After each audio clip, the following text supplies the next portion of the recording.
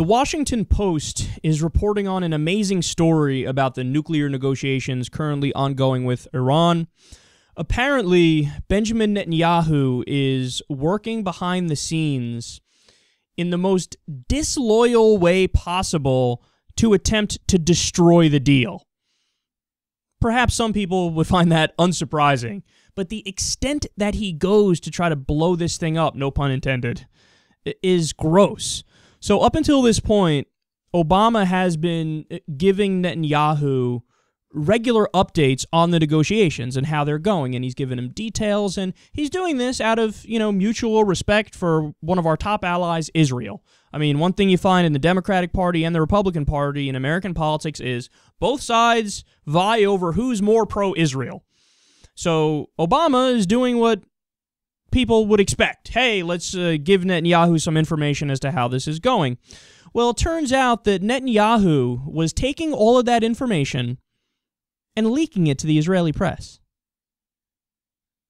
Now, the common understanding when Obama was letting him in on the negotiations was, hey, this is kind of just between us. You're a head of state. You're our top ally. Let me tell you how it's going. Netanyahu took that information, immediately would leak it to the Israeli press. So what Netanyahu was attempting to do is stoke fear and anger and make people oppose the deal. One thing you'll find for sure is that the Likud party and Netanyahu and the right-wingers in Israel, they're not looking for peace with Iran any more than Bill Kristol and Paul Wolfowitz and Dick Cheney were looking for peace with Iran. They want to attack Iran. They want to have a war with Iran. So Obama's giving information to a guy who's not even on board with the idea of negotiations about the negotiations. He's telling him all this information about it, and meanwhile, he disagrees with the premise. So he's trying to sabotage it in every way possible. So he's leaking all this information to the press. They're reporting on it. So when Obama heard about this, he's like, well, fuck that. Then I'm not going to give him the details. I mean, what am I, stupid? I'm trying to get peace here, and this guy's sabotaging it. So now we know he's sabotaging the deal as opposed to just suspecting it beforehand. And he's also, remember, coming to speak to Congress in an unprecedented move. He's essentially subverting the executive branch, subverting President Obama, and he's talking with Boehner. He's buddy-buddy with Boehner, and Boehner's bringing him in to talk to Congress. A foreign leader coming to America to speak to Congress without the approval of President Obama. I mean, could you imagine if we flipped the script and somebody invited Hassan Rouhani, the moderate leader of Iran, to come and speak to Congress? The outcry of everybody. The conservatives be like, oh my God, you're committing treason! A foreign head of state speaking to Congress. This is unconscionable. But when it's Netanyahu, they're like, yeah, sit down and shut up. I don't give a fuck if you don't like it, even if you're the president. It doesn't matter. He's going to come and speak. So again, they're trying to sabotage it in multiple ways.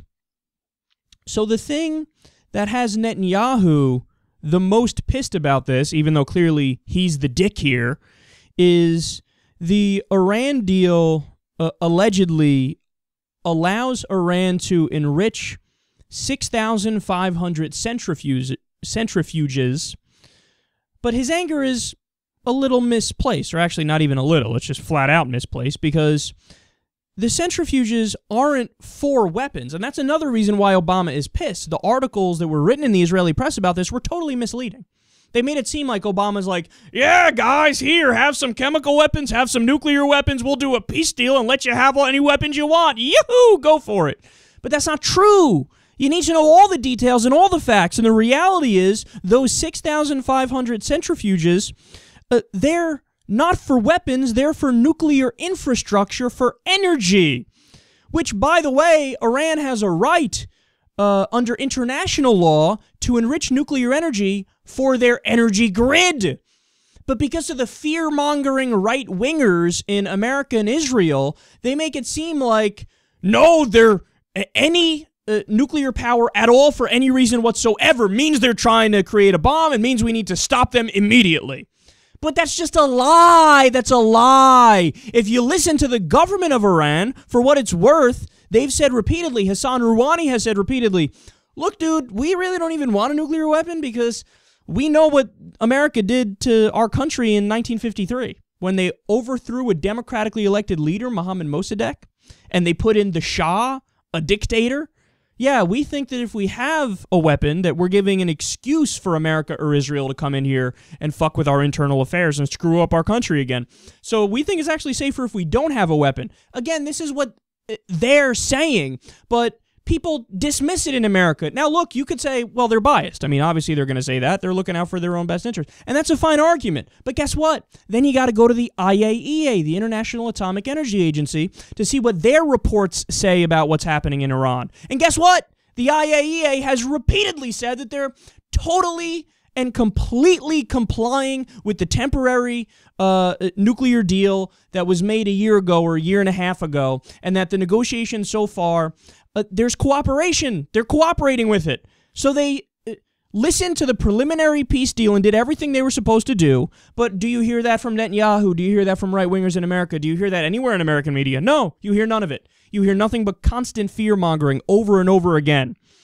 But get this, as Think Progress reports, quote, Netanyahu sees Iran as a terrorist state no different from ISIS and claims that a negotiated agreement would still threaten Israel. He said, quote, Iran would be able under this deal to break out to a nuclear weapon in a short time. Total bullshit, he made it up. And within a few years to have the industrial capability to produce many nuclear bombs for the goal of our destruction. Again, total bullshit, totally made up. He's fear-mongering the same way George W. Bush did with Saddam Hussein. First they said, oh, he did 9/11, and that turned out not to be true. Then they said, oh, he has weapons of mass destruction. And that wasn't true. But the implication was what? He's going to use them immediately, even if he has it. He's going to use them immediately. Well, no, you also made that up. You made it up that he has it, but then you also made up that he'd use it in 3 seconds if he did have it. He understands that if he uses it, his ass is going to get blown up. You think Hassan Rouhani doesn't realize that? And look, I don't like the government of Iran. I don't like the Ayatollahs and the religious nature of the government. I hate it, and I've said it repeatedly. But are they really just like ISIS? Absolutely not. They're bad in that respect, but they're not like ISIS. Are you kidding me? The Shiites are infinitely more moderate, the Shiites in Iran, than the Sunni extremists, fundamentalists, Wahhabists. Are you kidding me? If you make that comparison, you're either lying or you know absolutely nothing about the Middle East. And of course, I think Netanyahu is lying. He understands this, but look, he's just like the neoconservatives here. He wants war. He wants conflict. He doesn't want peace, so he's trying to sabotage the peace deal by any means necessary. And that's not me saying it. It's the news report from today.